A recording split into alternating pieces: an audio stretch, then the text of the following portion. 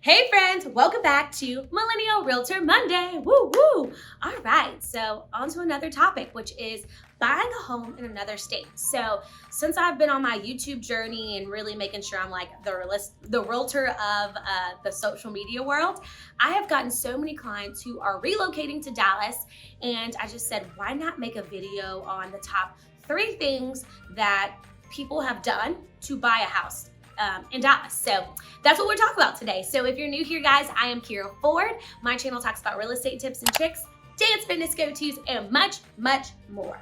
All right, guys, so let's just jump right into it. So the first thing when it comes to buying another house in another state, which is you need to make sure that it's going to be owner occupied, because if it's not owner occupied, I will tell you this,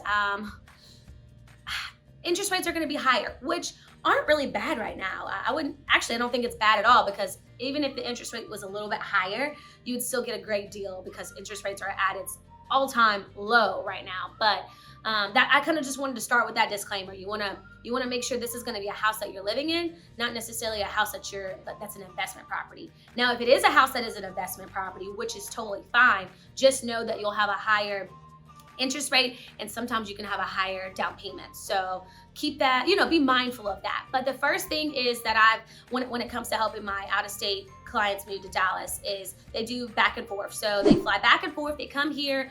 I usually do a day of like just touring the city. We'll go out to eat, I'll show them different areas. And then of course I give them some homework.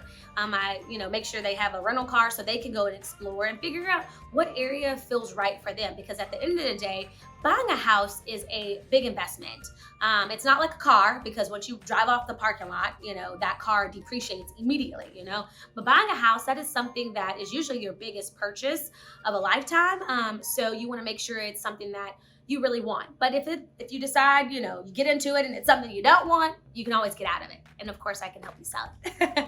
But that's how some of my clients have really decided to move to Dallas. They fly back and forth. We'll usually meet via Zoom, and then they come here. I show them around the city, and then we look at some houses. Sometimes we make offers, sometimes not. They'll go back, and then they'll come back. So I've done that with some LA clients. I've done that with some Seattle clients, Georgia. I've actually picked up a ton of relocation clients this past year, which I pray to get more and more this year as well.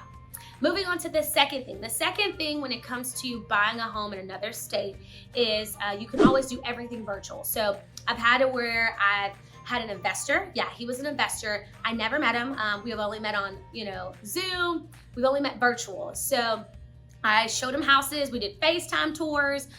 We also did just virtual tours, which I just videoed the house, because that's a lot of what our world has come to because of the pandemic. And honestly, it's kind of made realtors' life just a little bit easier because it's safer and it's easier to accommodate you. So I've shown them houses virtually. We've talked virtually, just really big on just open communication. I've had a client, my investor, make an offer blindly where he's never seen it. He's only just seen videos, and we've closed the deal. So there's multiple ways you can buy a home in another state and do it. So the first one, like I said, was fly back and forth to figure out what area you want. And then the second one so far is virtual, just making everything super, super virtual. And the third and last thing that I've helped clients who are relocating do, they come here, they stay with family until they find an area that they love and they want to buy it. So those would be the top 3 things that I would say I've helped my clients with. I'm sure there's numerous other ways that you can go about buying a home in another state.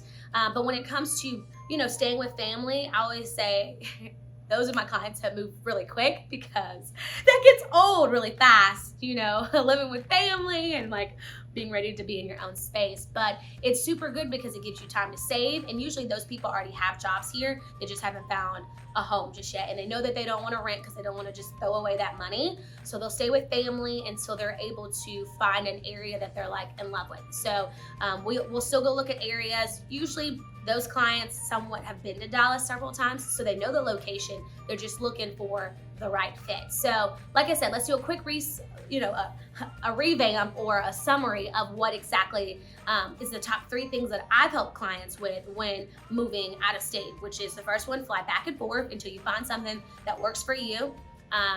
Two, you want to make sure that, it's virtual. So you either, if you have, an Android, I've done Duo, also Zoom, and then I do videos. I usually email them or text, just depends on whatever is your best form of communication. And then the third thing is stay with family. Come out here, save a little money, figure out the area you want, and then buy. I just think that a lot of us rent, which is great, but I just feel like when you're throwing that money away, you could totally be saving it for your down payment or just something like a huge investment as buying a house. So I hope this has helped. I hope this has brought you value. And I know that this is common sense, but common sense isn't always common practice. So I just wanted to give you what I know my clients have done in the past. So if you're out of state and you're thinking about moving to Dallas, I would love to be your tour guide or your local specialist when you come here to show you around the city.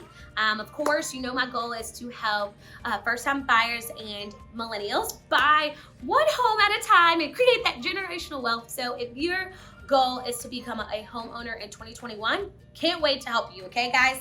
Love you so much. See you next time. Oh, and if you haven't already, make sure you subscribe, like, and comment below something that you've learned or just something that you would love for me to talk about next. All right. See you next time. Oh my gosh, there she is. It's Keyra Ford. Keyra Ford. You don't know what? Never heard? Oh my gosh, she's played every time.